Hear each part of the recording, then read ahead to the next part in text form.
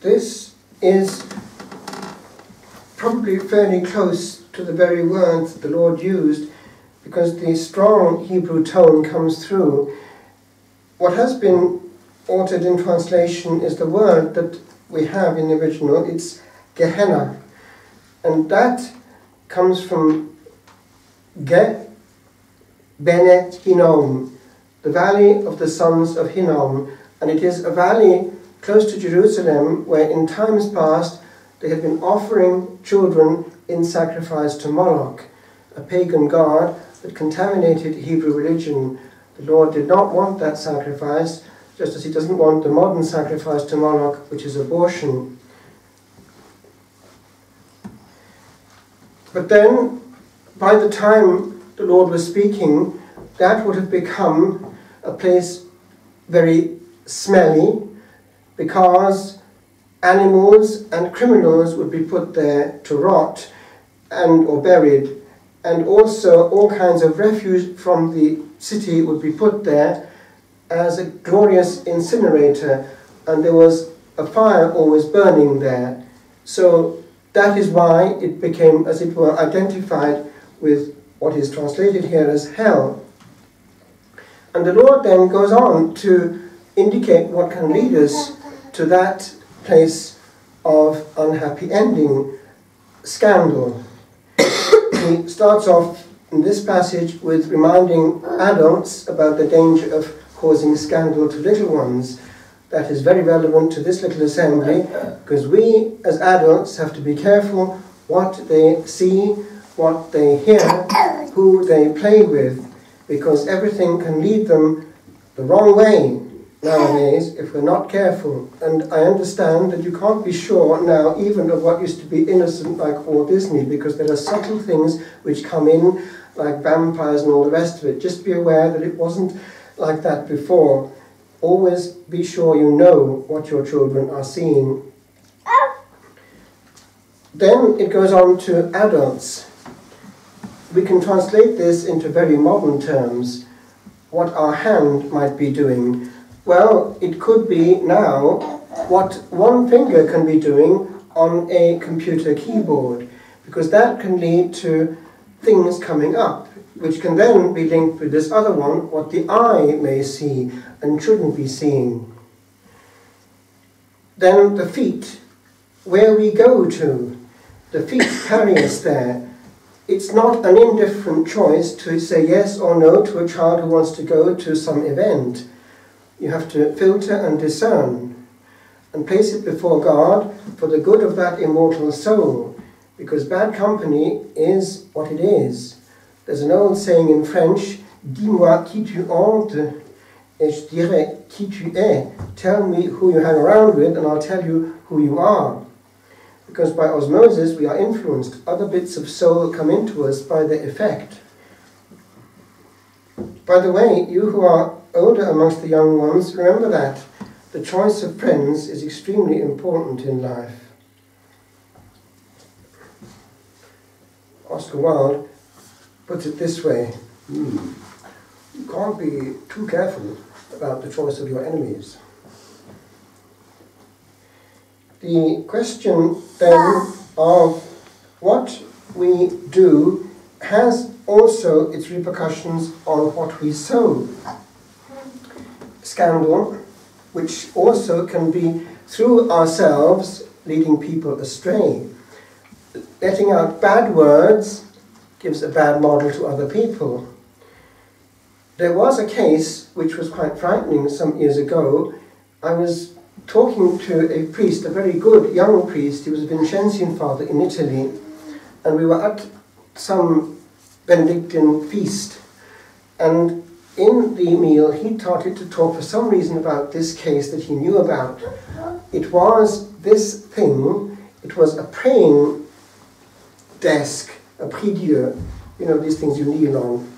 That had found its way from France to Italy, and I think he knew where it was, and he told me why it had got that far so quickly.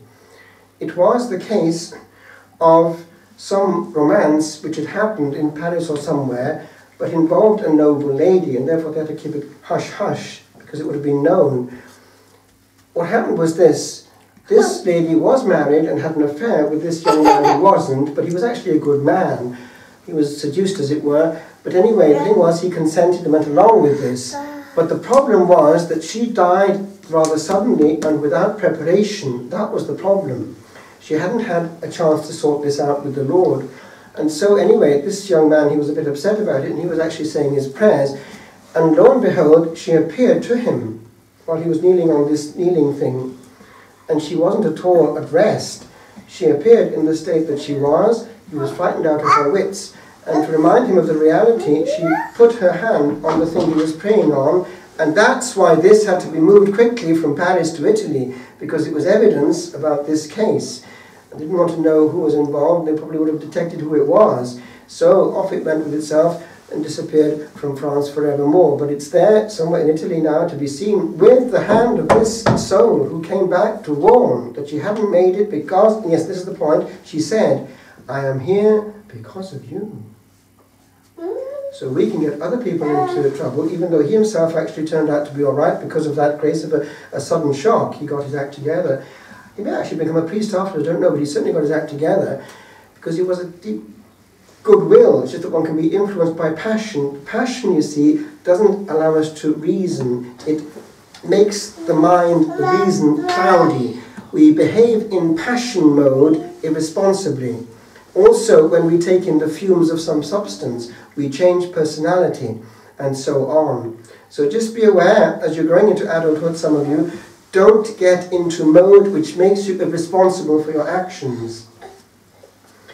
With regard to this issue of the beyond, it is kind of serious.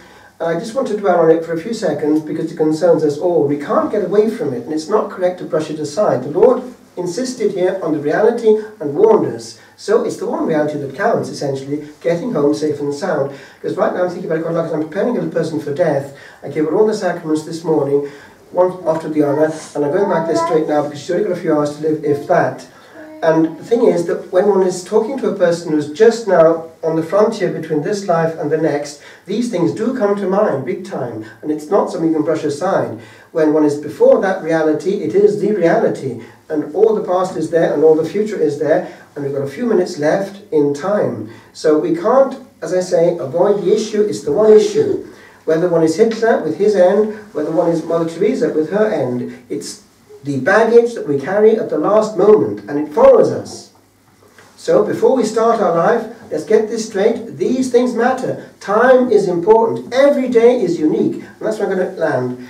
When people actually do separate, that is, the body stays behind, and the body leaves the soul to go on, things start to happen. At that point, the soul doesn't depend anymore on the body to perceive things, because in this life, we perceive through the five senses. But for instance, a soul who goes into the beyond starts to see things straight away from outside the body, and if that person in this life was born blind, that's happened, we know that, we've testimony of that. If the person is born blind and dies in an operating theatre or whatever, for a while, that blind person starts to see. Why? Yes. Why? Because it's dependent not on the senses, but the soul sees things as they are. It's hovering over the body, and you can see. I can see. And then they call the person back through getting the heart to go on again, and he comes back into the prism, as it were, and oh, can't see a thing, can't see a thing, back to ground zero. So that's the reality. The soul is really in clarity of vision, and apparently it has more knowledge because it has intuition as well. It sees everything, and this bit too it sees. Now listen, it applies to us all. One thing apparently happens right then. It starts to see its own state as it is, and it sees what? All its past. It's like a huge video playing before it. And what happens is this, apparently, we know this from people who have been there and back in these death experiences. What happens is this, they're taken through their whole life straight away, and things they'd quite forgotten suddenly become very important. For instance, there was a man who didn't believe in God at all. His name is Howard Storm. He died in Paris very suddenly.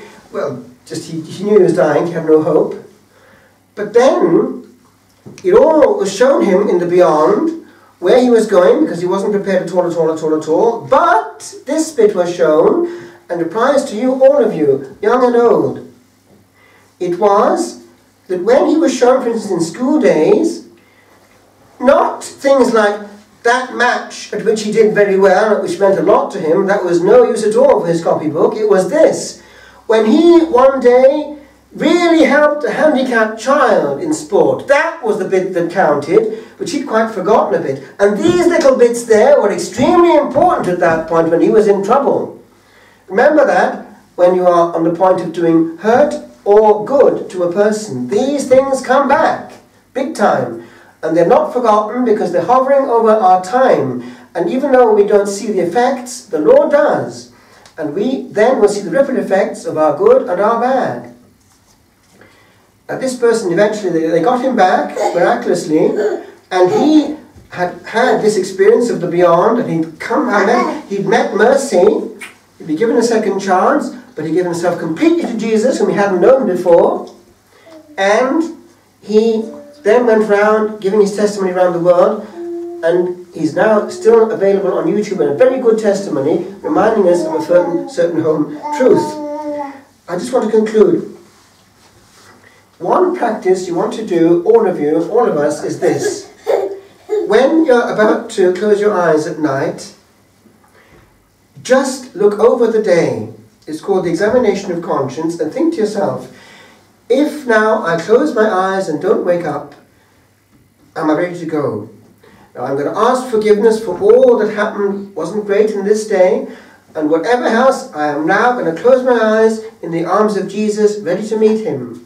If we do that every day, and then also make of our confessions, you're very good to call me every month there for that, of our confessions, as it were, the sum of those examinations of conscience. They're not at all things just rhymed off, a shopping list. They're meaningful examinations of conscience, and we can see also whether there's progress or regression. We're not stagnant. And the more progress, the less there's going to be to catch up on in purgatory. So let's get this clear. Time is precious. I just finished with this. There was one soul who got to the other side. She was actually a nun, but she died without preparation suddenly. And she had a while there in purgatory.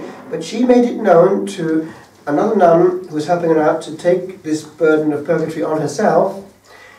That had they only 5 more minutes of time from where they are now with no more time, wow, what would they value? So remember that.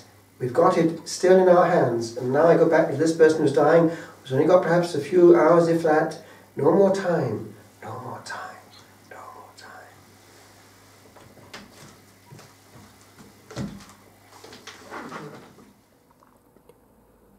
Anointed.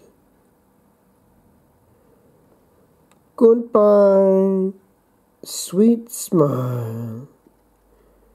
Beam onward, 'neath the grave, and dream of little joys that once thee drew.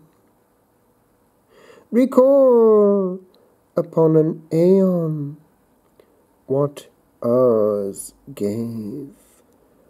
A little while, ere on for air they flew, and from thy rest recall the blessed short day that came and went, ere we e'er thought we'd go so quickly on, upon a germ that lay so calmly in our midst, the door to show. Oh, travel of a journey, no return or ticket of homecoming hold we here, but only onward miles, or miles we learn, not in a page of knowing, holding near, but in a land where no hand evermore shall touch the hand that waved thee from the shore.